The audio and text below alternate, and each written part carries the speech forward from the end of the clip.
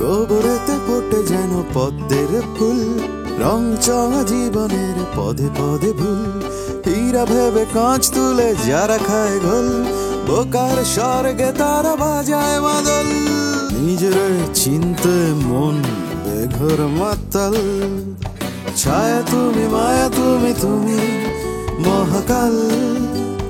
কালের গর্ভে জামা যত নয়া ধার, একটানে খুলে দেবে ফুল বাহার।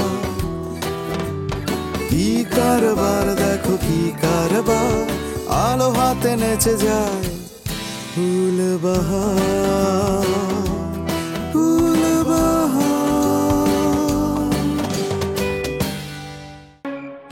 বোকার মতো বাড়ি থেকে না পালাইলে আজ কিন্তু আমাদের একটা সুন্দর বাসর হইতো। ফুলের বিছানায় সুন্দর করে সোহাগ করে আপনার শরবত খাওয়াইতাম। তোমার এই স্বপ্ন কোনোদিনও পূরণ হবে না। শোনো, বাড়ির কিস্তি সব আমি দিব, তোমরা এটা নিয়ে কোনো চিন্তা করতে হবে না। আর আমার বাইক আমি নিজেই কিনবো। তোমার ছেলের মাথা খারাপ হয়ে গেছে, যেমনি খুশি অমনি রোজগার করবে। কেমনে করবে মানে কি?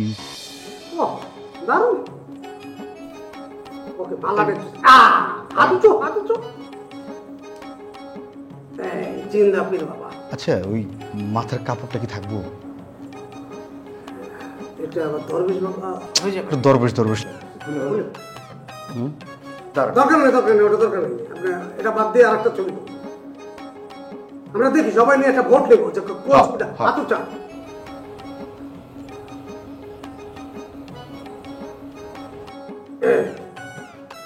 ঠিক আছে।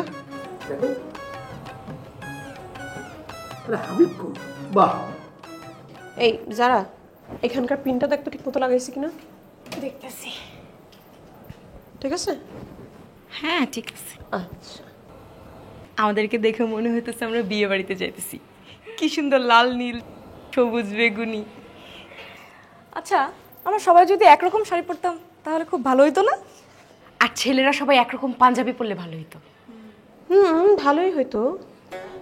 তবে আমরা তো লো বাজেটে প্রজেক্টটা শুরু করছি, একটু সময় যাক, আস্তে আস্তে প্রপার ড্রেস কোড, বিল স্লিপ, ওয়ার্কিং টেবিল আর যা যা আছে সবকিছু ব্যবস্থা করে ফেলবো। বুঝতে পারছিস? আরে তোমরা কি কোথাও দাওয়াত খাইতে যাইতেছো? দাওয়াত আমাদের এই বাসাতেই, পাত্রপক্ষ আমাদের দেখতে আসছে। যারা তুই বেচারির সাথে এরকম করিস কেন? হ্যাঁ, ও তো আমাদেরই হোস্টেলের মেয়ে, আমাদেরই রুমমেট, তো তো জানতেই পারে। 2 দিনে এত কিছু জানতে হইবে না, আস্তে আস্তে সবকিছুই জেনে যাবে। সবই তো পড়ে আছি, আর কি? ও হ্যাঁ, মালা মালা পরবো না মোরা? মোরা না কালকে রসুনের মালা বানাইলাম। ওই তো নূপুর, রসুনের মালাগুলো আনো তো।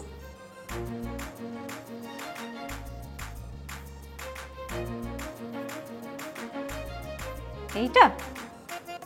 হ্যাঁ। এ কি এত গন্ধ? কেন, তোমার মাম্মি ড্যাডি তোমাকে জীবনে রসুন খাওয়ায় নাই? তা না, আসলে আমি রসুনের গন্ধ চিনি। আমাদের ওখানে যখন কারো উপরে আসর হইতো জিনের, তখন তার নাক চাইপায় ধরা রসুনের গন্ধ শুকাইতো। তারপর জিন বাবা গো মা গো বইলা চিৎকার করতে থাকতো। মানে যে চিৎকার করতো তার উপর জিন আসর হয়েছে। তোমাগর গুলশানের বাসায় জিন আসতো? মানে আমি আসলে ওই যে ছোটবেলায় আমার ড্যাডি মামির সাথে গ্রামের বাড়ি গেছিলাম, তখন দেখছি আর কি। আমরাও আজকে সেজে গুজে শাড়ি পরে জিন দেখতে যাচ্ছি। আপনারাও গ্রামের বাড়িতে যাচ্ছেন? না না, আমরা গ্রামের বাড়ি যাচ্ছি না, এই বাড়িতেই জিন আসবে। তুমি আবার ভয় পাও না তো? না না, আমি কোনো ভয় টয় পাই না। কিন্তু এ বাড়িতে জিন আছে নাকি? মানে কারো উপর আসর করছে? ধীরে বন্ধু, এখনই তো সবকিছু জেনে ফেললে চলবে না। আচ্ছা, ওকে ওকে একটা শাড়ি পরে আমাদের সাথে রাখবো নাকি? মোর আরেকটা শাড়ি আছে, তুমি কি পরতে চাও? না না না। আচ্ছা থাক, জোর করার দরকার নেই, যেতে যেহেতু চাচ্ছে না থাকুক। আজকে আমরাই যাই, নতুন দিন, প্রথম দিন, দেখি কি ঘটে, পরে ওকে সাথে নিয়ে নিব না। সেটাই ভালো। আচ্ছা আমরা কি এখন সবাই নিচে যাব? না, সবাই একসাথে যাব না। আমি যাব, ক্লায়েন্টকে ডিল করব, দেখি কি হয়। যদি পরিস্থিতি খুব বেশি খারাপ হয় তখন তোরা সবাই চলে আসবে, ঠিক আছে? যদি ক্লায়েন্টকেই না দেখাই মু, তাহলে সাজলাম কেন? আজকে আমাদের এই প্রজেক্টের ফার্স্ট ডে, ওপেনিং ডে, তো সাজবি না? তাও ঠিক। আবার কিসের মধ্যে আইসা পড়লাম কে জানে, আমার কপালটাই আসলে ধুর।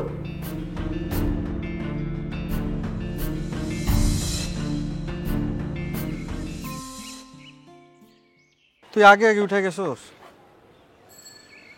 আমার আর এখন সকালবেলা ওঠার অভ্যাসটা চলে গেছে, ঘুম ভাঙতে 8টা-9টা বাজে যায়। এবারে কারবারটা দেখছস, সকাল সকাল একদম বাড়ি ঘর সাজাই ফেলাইছে, মনে হইতেছে বাড়িতে যেন বিয়া লাগছে। এই যে শোভা ভাই, স্ট্যালিন ভাই আপনার জন্য পাঞ্জাবিটার ব্যবস্থা করছে, আপনি পরবেন। আমরা সবাই তো পাঞ্জাবি পরতেছি, আপনি এর বাদ থাকবেন কেন? এটা পরে নেবেন আপনি, নেন। থাক ভাই, পাঞ্জাবি লাগবো না। আমরা এক জায়গায় যাচ্ছি, আমরা এখন পাঞ্জাবি পরবো না, আর আপনাদের এইসবের মধ্যে আমরা নাই। ফুল, তুমি মনে হয় আমাদেরকে অ্যাভয়েড করতেছো কেন রে ভাই? আমরা কি খুব খারাপ কিছু করতেছি? কিন্তু ভাই, যা আপনারা করতেছেন সেটা আমার একদমই পছন্দ হচ্ছে না। নাজমুল ভাই আমার মতো সহজ সরল, তারে আপনার ইচ্ছা মতো না চাইতেছেন। তুমি সব কিছু তো নেগেটিভলি দেখো কেন ফুল, কও তো? হ্যাঁ, আমরা যেটা করতেছি এটা হলো ব্যবসা। টাকা পয়সা কার না লাগে বলো তো? হ্যাঁ, এই যে আমি ছোট্ট একটা চাকরি করি, কয় টাকাই বা বেতন পাই কও? তার চাইতে ঘরে বসে এই ব্যবসা করাটা ভালো না? না ভাই, দেশে অনেক ব্যবসা আছে, আপনারা অন্য কোনো ব্যবসা করেন, এই ব্যবসাই কেন করা লাগবে? ফুল, এখন যদি সহজে কম পরিশ্রমে ঘরে বসে টাকা উপার্জনের কোনো সুযোগ তৈরি হয়, তুমি কি সেই সুযোগটা নিবা না? হ্যাঁ, আমরা যেটা করতেছি এটাকে বলে ব্যবসা। ব্যবসা। নাজমুল ভাই হইলো এখন একটা টাকার মেশিন, আমরা তারে ব্যবহার করে খালি কিছু টাকা উপার্জন করব। আর সেই টাকা তো আমি একলা ভোগ করব না, সবাই সমানভাবে ভাগ করে নেব, তুমিও সেই ভাগ পাবা। না ভাই, ওই টাকা আমার লাগবে না। আপনারা যা করতে চাচ্ছেন করেন, আমরা ওর মধ্যে নাই। আর ভাই, নাজমুল ভাই একটা সহজ সরল মানুষ, তারে জোর করে পীর বানা আপনারা এইগুলো করতেছেন, মানুষটারে কষ্ট দিতেছেন, তার উপর কোনো জিন টিন কিছু ভর করে নাই। আরে ভাই রে, তুমি এখনো বিশ্বাস করতে পারতেছো না যে নাজমুল ভাইয়ের উপরে একটা বিশেষ ক্ষমতা আছে? হ্যাঁ, নাজমুল ভাই হলো একটা কামেল পীর, আমরা তো দেখছি সে কি করতে পারে আর কি না করতে পারে, তুমিও এক সময় দেখবা। ভাই আমি দেখছি, এই জন্য আমি বলতেছি সে পীরটির কিছু না। আচ্ছা ভাই, আপনাদের ব্যবসা আপনারা করেন, আমাগো এর মধ্যে টাইনেন না, আমরা এর মধ্যে নাই। আমি বুঝাইতেই পারলাম না। না ঠিক আছে, আমিও সেই সময়ের অপেক্ষায় থাকলাম যখন তুমি নিজে ঠিকই বুঝতে পারবা, তখন তুমি এই পিরালি ব্যবসাও মাইনে নিবা, বুঝবা। যাজ্ঞা, পাঞ্জাবিটা রেখে গেলাম তো ভাই, আপনার যদি মন চায় তাহলে পইরেন। দোস্ত, ঘটনা কি আমার একটু খুলে কত? এ বাড়ি থেকে সত্যি সত্যি কোনো পীর আছে? আরে কিসের পীর? কোনো পীর টিন নাই, একজনের জোর করে পীর বানাইলেই হইল নাকি? কিছু একটা তো আছেই। আচ্ছা, কয়দিন ধরে এই বাসার সামনে সামিয়ানা টাঙ্গায় ফাপন নামের একটা পোলা বসে থাকে, দেখছস? সে আমারে কইছে এই বাসায় পীর আছে। এই ফাপড়ে আমি খুব ভালো করে চিনি। আচ্ছা, ওকে আসলে পীরের মুরিদ? না, আসলে ভুলটা করছি আমি। আর এই বাসায় যে কারবারটা হচ্ছে সেটাও আমার জন্য হচ্ছে। তোর কথা না আমি কিছুই বুঝতেছি না। পীরের লগে তোর কিসের কারবার? আর ওর সাগরের তো পীর সাহেবরা নিজ চোখে দেখছে।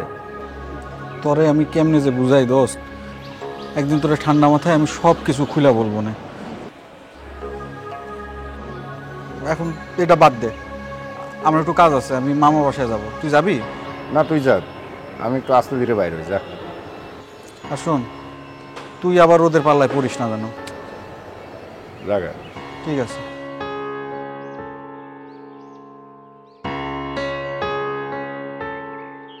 রহিম সাহেব, আপনার ফোনে কি হয়েছে? কল ধরেন না কেন? ওনার শরীরটা তো ভালো না, তাই আমি ফোনটা বন্ধ করে রাখছি। কলটা ধরেন নেই বলে একটু দেরি হয়ে গেল। যাই হোক, এখন আর সমস্যা নেই। এই টাকা পয়সা হাতে পেয়ে যাবেন। দরকার হলে ওনাকে নিয়ে ভালো একটা হাসপাতাল থেকে চেক আপ করিয়ে নিয়ে আসেন।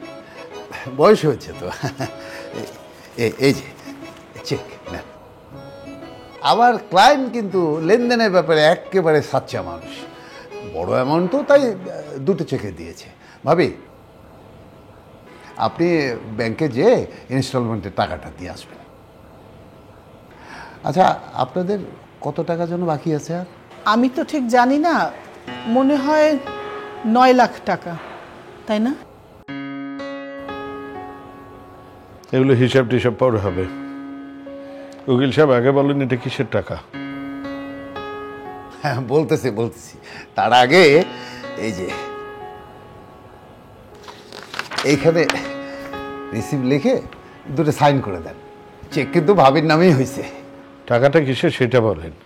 আপনি ভাবছেন এটা পুরো টাকা? না না, এটা বায়নার টাকা। এই বাড়ির দাম 1,70,00,000 টাকা। ভালো দামই পাইছেন কিন্তু। আজকে বায়না করে গেলাম, আর ক্লায়েন্ট বলেছে বাকি টাকা একসাথে দিয়ে দেবে। আর আমার কমিশনের ব্যাপারটা আমি টেলিফোনে সেরে নেব। কিন্তু আমি তো আপনাকে বলছি আর একটু সময় আমাদের। রহিম সাহেব, কথায় আছে না, শুভস্য শীঘ্রম। দেরি করলে কিন্তু কাহিনী অন্যরকম হয়ে যেতে পারে। এখনই অন্যরকম হয়ে যাবে। কি বাত?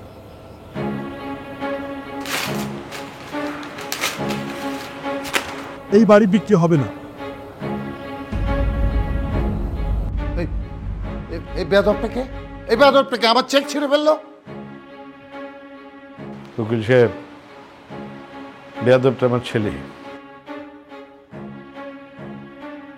আমরা এখন বাড়িটা বিক্রি করব না। আপনি আমাকে কিন্তু অপমান করতেছেন। কিছু মনে করেন না ভাই, আমার ছেলেটা এখন এই বাড়ি বিক্রি করতে চাচ্ছে না। আরে, বাড়ি তো আপনার নামে। এখন ছেলে যেহেতু চাচ্ছে না, সেজন্য আমিও চাচ্ছি না। এটা কি আপনাদের শেষ কথা? পরে 1000বার ডাকলে কিন্তু আমাকে পাবেন না। জি, এটাই আমাদের শেষ কথা।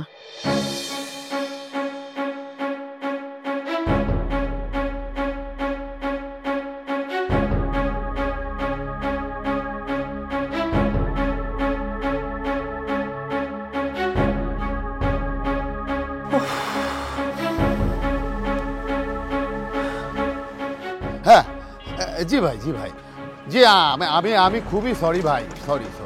সে যে এইরকম আচরণ করবে আমি তো ভাবতেই পারিনি।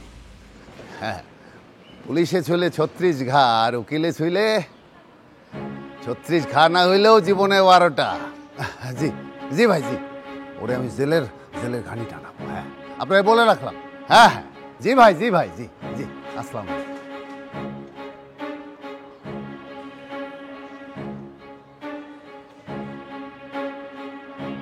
কি বাবা, তুমি? ও, তোমার বাবা পাঠিয়েছে সরি বলতে না? ওইসব সরিটারে আমি মানি না। মানতে হইব না। আপনার বাপ আইসা আমারও সরি করে দেব। এই, তুমি তো আসলেই বেয়াদব ছেলে। এভাবে কথা বলছো কেন? আমি তো কথা বলি না, শুধু হাতের কাজটুকুই করি। হাতের কাজ মানে কি? এই, কি বলতে চাও তুমি? কিচ্ছু বলতে চাই না, আপনি অনুমতি দিলে কইরা দেখাইতে চাই। কি মানে? আমি বুঝলাম না। আপনি তো দালাল উকিল, এই জন্য আপনার সাথে আমার দেখা হয় নাই। অ্যাটেম্প টু মার্ডার কেসে 3বার জেল খাইতে আসছি। আর ছোটখাটো গুন্ডামি, মাস্তানি, এগুলো আমার জন্য তুরির ব্যাপার। আমার নাম টগর। এই অত্র এলাকায় সার্চ দেন, আমার সম্পর্কে ভালো খবর পাইবেন। তুমি কি আমাকে ভয় দেখাচ্ছ? আমি কাউরে ভয় দেখাই না। মহল্লার সকলে আমার এমনিতেই ভয় পায়। দেখতে চান? চলেন আগে। না মানে তুমি? আমগো বাড়ি তো দূরের কথা, এই অত্র এলাকায় যদি তোরে কোনোদিন দেখছি তাহলে একদম কিডনি খুইল, বুঝছস? না বাবা, না বাবা।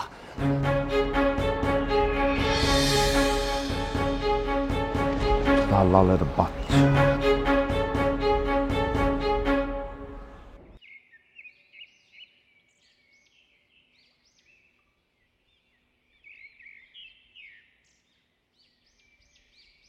রূপা, রূপা,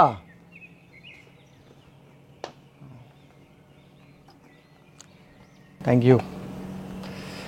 কালকে রাতে খাবারটা না খেলে ক্ষুধায় ঘুমাতে পারতাম না। এখন কি একটু পানি খাবে? চায়ের পানি বসাইছি, বসো, চা খাই যাবা।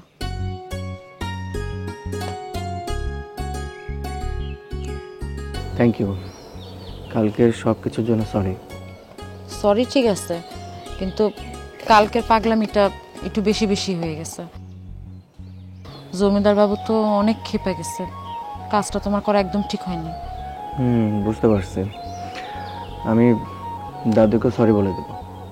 সেটা না হয় ঠিক আছে, কিন্তু আব্বাই তোমারে কইল জমিদার বাবু অনেক ক্ষেপছে তোমার উপরে, তোমারে নাকি বাড়িতেও ঢুকতে দিব না। হ্যাঁ, আমিও শুনছি দাদু নাকি এই কথা বলেছে।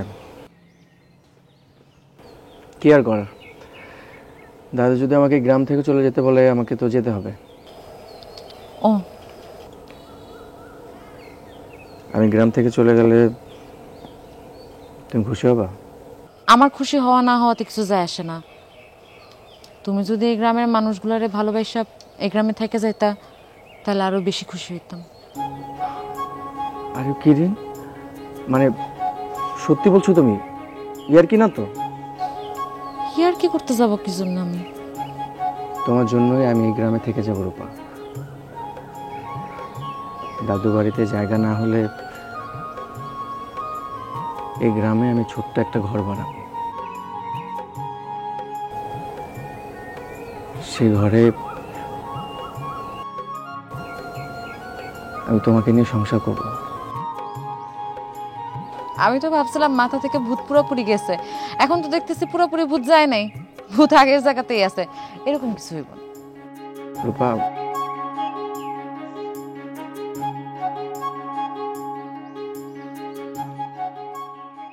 আপনার চাই চিনি দিই নাই।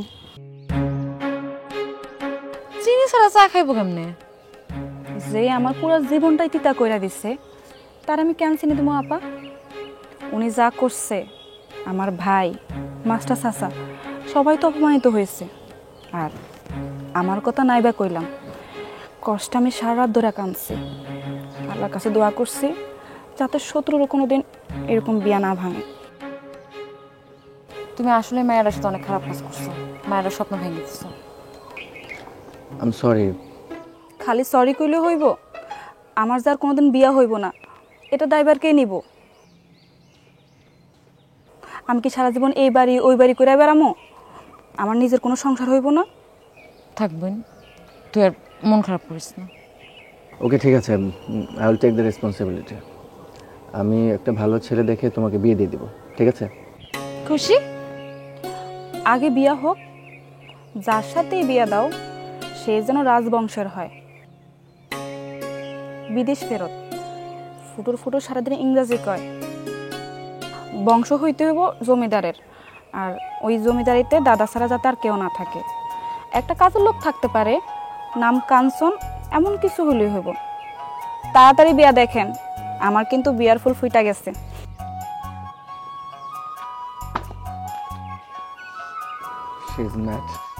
তুমি তাড়াতাড়ি চা খাও, আব্বা এসে তোমরা দেখলে আবার রাগ করবো।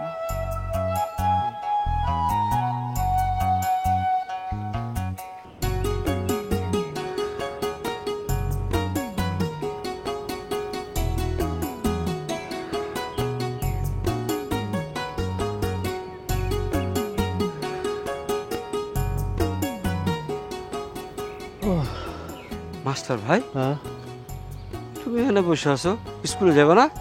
যাবো, এমন বেশি হাঁটতে পারি না, অল্প তো হাঁপায় পড়ি, তাই বসে পড়ছি। তাছাড়া জমিদারে নাতিরে নিয়ে যে পেরেশানিটা গেল, কাহিলিয়া পড়ছি। হ্যাঁ, এই বিয়ে লয়ে সবাই একটা কেমন পেরেশানির মধ্যে গেল না? কই যাও কাঞ্চন? বাজারে যাইতেছি। তা তুমি এখনো এই গ্রামে ঘোরাঘুরি করতেছো কেন? নাকি এখনো খায়াস আছে জমিদার বাড়ির আত্মীয় হওয়ার? এরকম খায় সামগ্র কোনো কালেই ছিল না রে ভাই। আরে আমরা হইলাম বানজারান, আজকে এই গ্রামে ঘাটি, কালকে ওই গ্রামে ঘাটি, তারপর কয়দিন যাত্রাপালা করি, নাচ গান করি, তারপরে টাকা নাই আবার অন্য গ্রামে ছুটে যায়। কেউ চাইলেও আমাকে আর বাইন্ধে রাখতে পারে না। এই জন্য আমি সব কিছু ভুলে তোমার কাছে ছুটে এসেছি দাদু। এখন তুমি যদি আমাকে ক্ষমা না করো, আমি তোমার পায়ের কাছে পড়ে থাকবো দাদু। তুমি আমাকে যত অপমান করো, যত মারো, আমি কিচ্ছু বলবো না। তুমি তুমি আমাকে এখনই মারো, মারো দাদু।